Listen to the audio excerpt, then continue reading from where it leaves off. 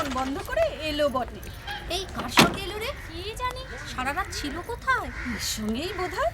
কি হলো নামুন? আমি বরং চলে যাই। সে কি, সারা রাত আপনি আমার সঙ্গে থাকলেন? আসুন। আরে আসুন না। তাই তো এত ঢ্যাং ঢ্যাং করে অফিস যাবার তারা। আসুন বাবা, এর নাম সিরাজ। কাল সারা রাত ওর সঙ্গেই আমি। চলে এসো।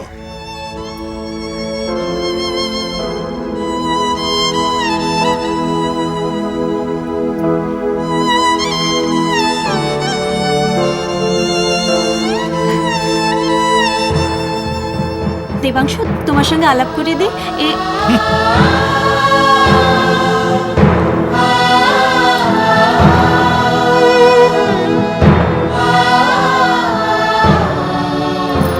আমি আসি। দাঁড়ান।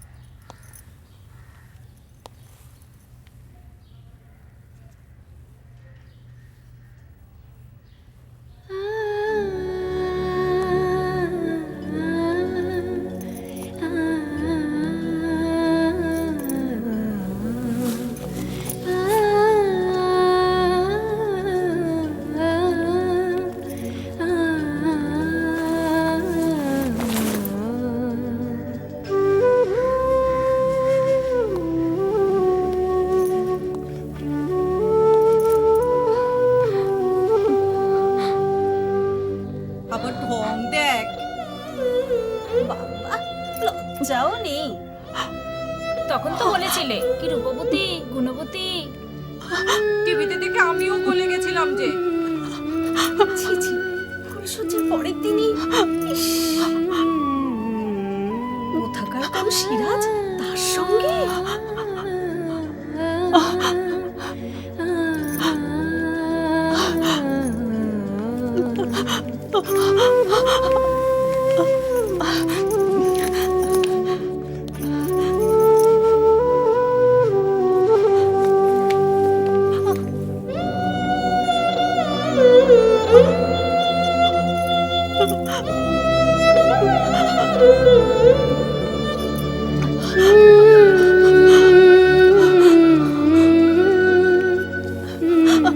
টুসি, তোমার দাদা কোথায়? জানি না।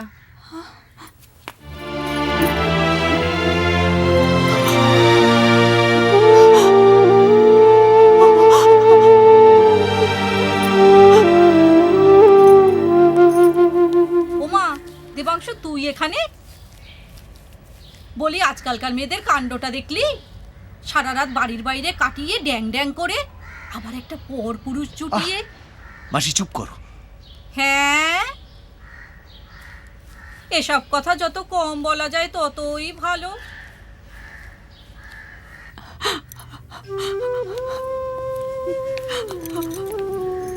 দেখো কিরম মহারানীর মতো বসে আছে। দেখে গা পিত্তি জ্বলে যাচ্ছে। চল এসব দেখাও পাপ, চল তো চা খেয়ে আসি।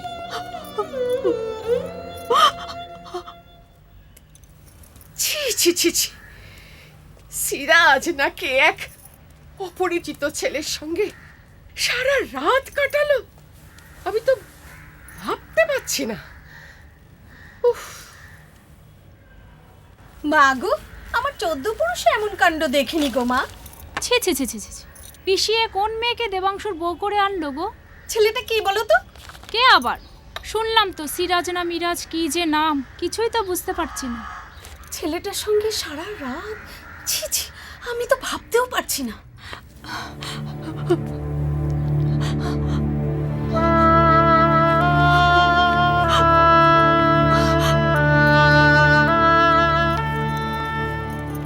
দাদা, এখন কি করবে?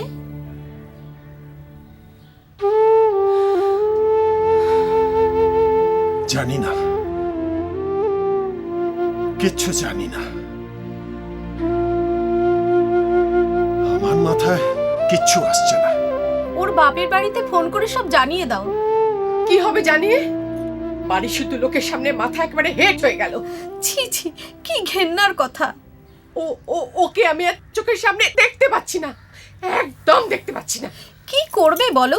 দেখতে তো হবেই।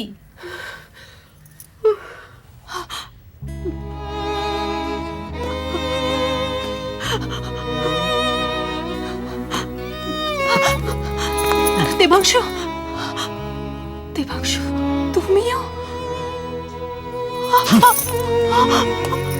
দেবাংশু, দেবাংশু, দেবাংশু, আমার কথাটা একবার শোনো, একবার।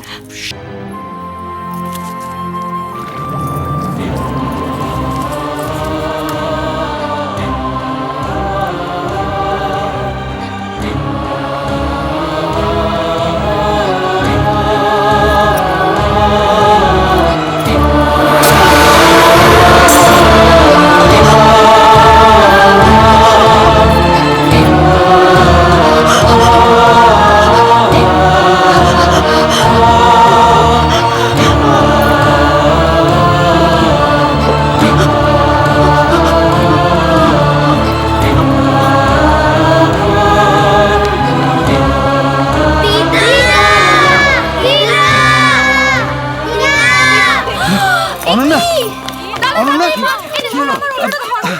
ঠিক করে বাঁধ। কি হবে? ভালো করে বাঁধ। বেরিয়ে গেছে, এবার কি হবে? ভগবতী কোথায় বলছিস? শিগগিরই অ্যাম্বুলেন্স ডাক। ডাক্তার ডাকো, তাড়াতাড়ি। দেখি আমি অ্যাম্বুলেন্সটা ডাকছি, যাই। তুই নার্সিং হোমে গিয়েছিলি? হ্যাঁ গেছিলাম, ভেতরে ঢুকিনি।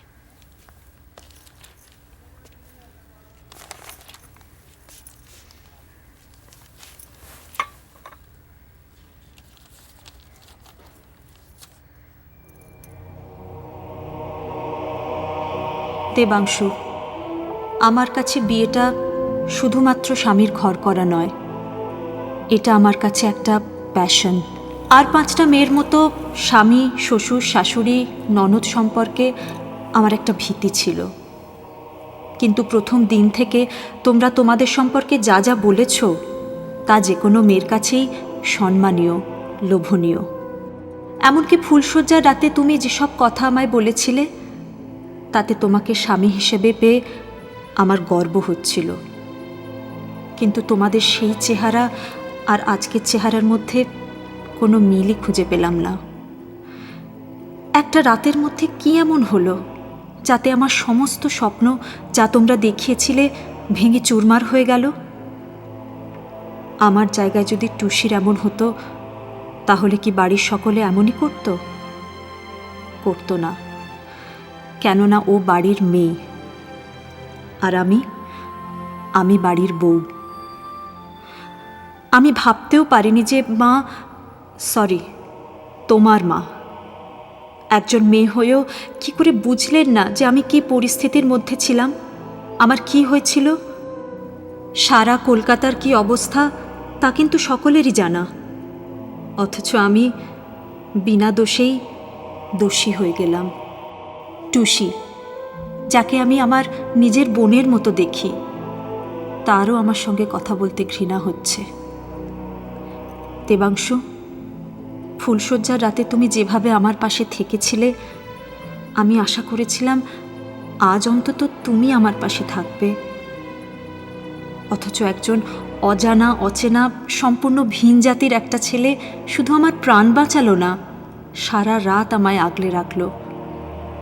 ওর কাছে তোমাদের সকলকে নিয়ে কত গর্ব করলাম। ও কিছুতেই আমার সঙ্গে আসতে চায়নি, আমি ওকে জোর করে নিয়ে এলাম তোমাদের সঙ্গে পরিচয় করাবো বলে। ভেবেছিলাম তোমরা খুশি হবে ওকে দেখে, কিন্তু না, আমারই ভুল। বাড়ির প্রত্যেকটা মানুষ আমার সম্পর্কে কি ধারণা পোষণ করে সেটা আমার কাছে পরিষ্কার। এত ঘৃণা, অপমান, অপবাদ নিয়ে আমি বাঁচতে পারবো না। না, আমি পারলাম না।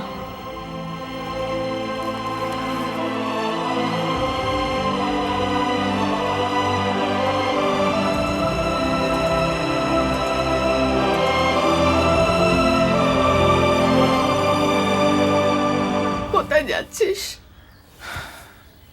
নার্সিং হোমে। আমিও যাব দাদা।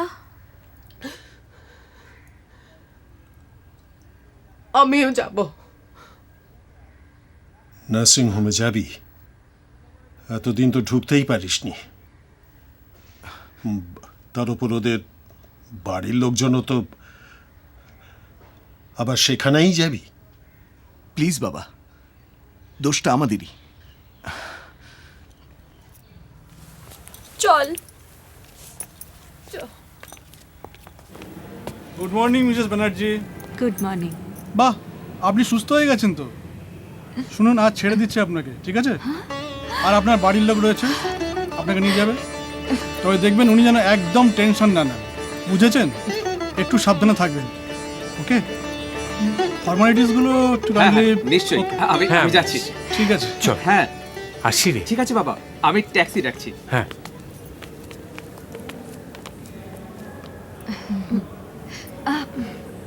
আস্তে, বাস।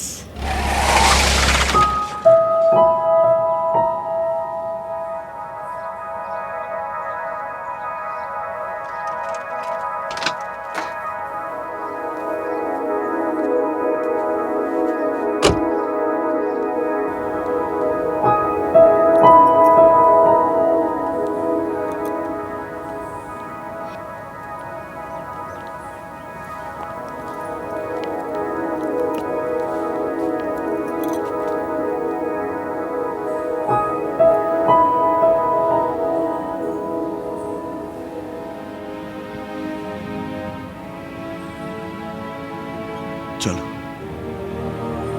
কোথায়?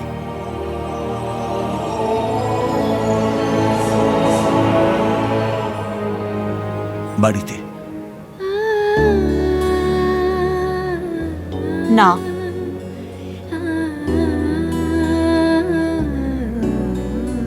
তার মানে? মানে আমি আর তোমাদের বাড়ি কোনোদিনই যাব না। কি বলছো বৌমা? প্লিজ, ওই শব্দটা আমার জন্যে ব্যবহার না করলেই ভালো হয়। অনু, কি বলছিস তুই? ঠিকই বলছি মা। একটা রাতের মধ্যে ওরা আমার সমস্ত স্বপ্ন, অহংকার ভেঙে মাটির সঙ্গে মিশিয়ে দিয়েছে। বৌমা, যা হবার হয়ে গেছে। সেটা আপনাদের কাছে, আমার কাছে নয়।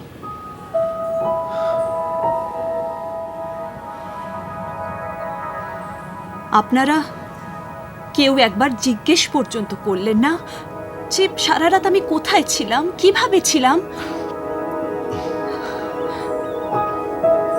একজন বাইরের অনাত্মীয় লোক সে আমাকে সারা রাত আগলে রেখেছিল।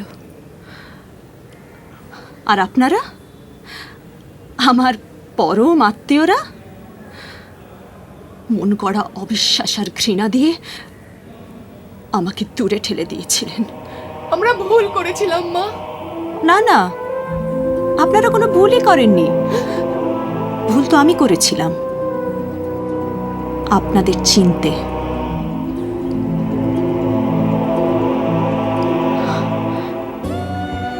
দেখো অনু, আমি মানছি প্লিজ প্লিজ, আমি কোনো কৈফিয়ত শুনতে চাইছি না। ফুলশয্যার রাতে যে কথাগুলো বলেছিলে সেগুলো মন থেকে বলেছিলে দেবাংশু?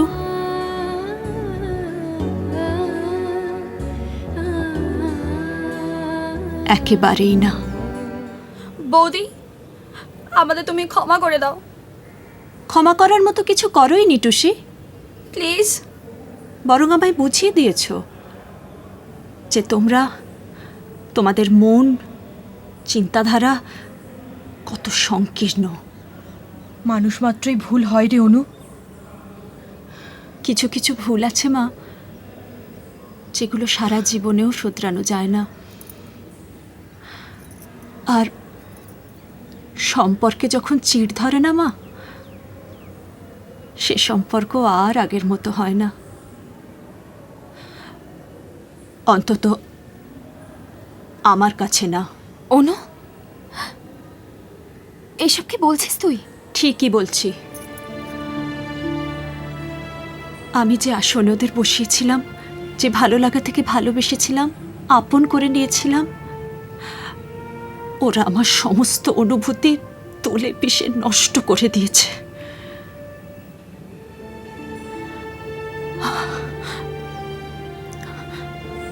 আমার পক্ষে আর ওই বাড়িতে গিয়ে সংসার করা সম্ভব নয়।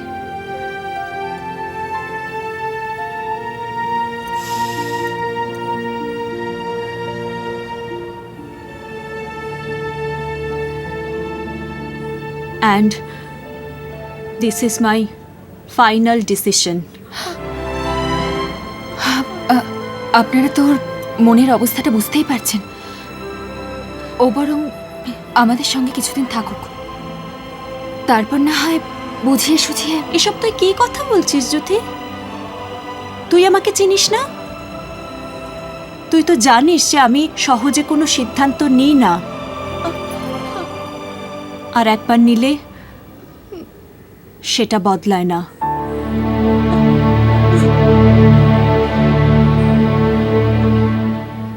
প্লিজ আপনারা মিছিমিছি এখানে দাঁড়িয়ে থেকে সময় নষ্ট করবেন না।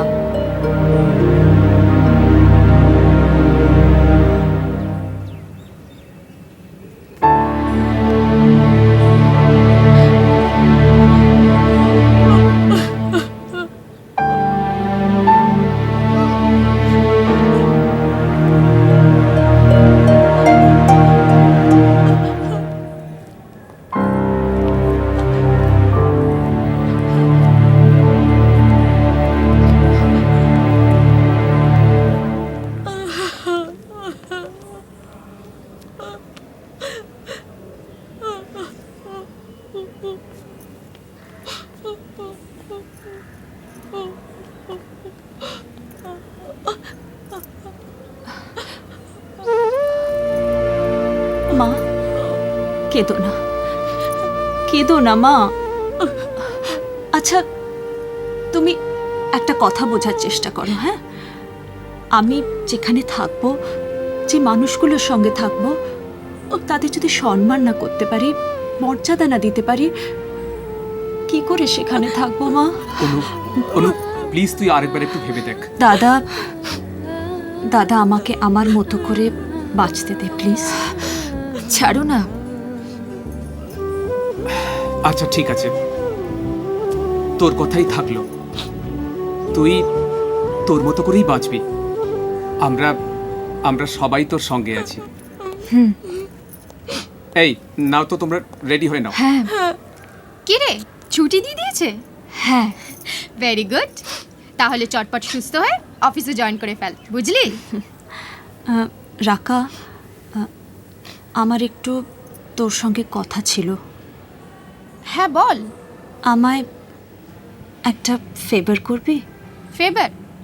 ফেভার বলছিস কেন? কি করতে হবে বল। একটা চাকরি জোগাড় করে দিতে পারবি? ইয়ার কি মারছিস? তোর আবার কিসের চাকরি চাই? আমার নয়, অন্য একজনের। কে? একটি ছেলে, বেশি দূর লেখাপড়া জানে না, কিন্তু গাড়ি চালাতে পারে। আরে ছেলেটা কে? স্বভাব চরিত্র কেমন? আমি ওর গ্যারেন্টি নিচ্ছি। It's my responsibility. তুই শুধু বল ওর একটা চাকরি করে দিতে পারবি আমাদের অফিসে। গাড়ি চালাতে পারে তাই তো? হ্যাঁ। ঠিক আছে, পাঠিয়ে দিস, হয়ে যাবে। থ্যাঙ্কস। চল। এই যাও গিয়ে ট্যাক্সি ডাকো। ও হ্যাঁ, আরে ট্যাক্সি তো কখন থেকে রেডি হয়ে আছে, তোমরা ওকে নিয়ে এসো, আমি এগোচ্ছি। চল মা। চল আয় মা, এসো, সাবধানে।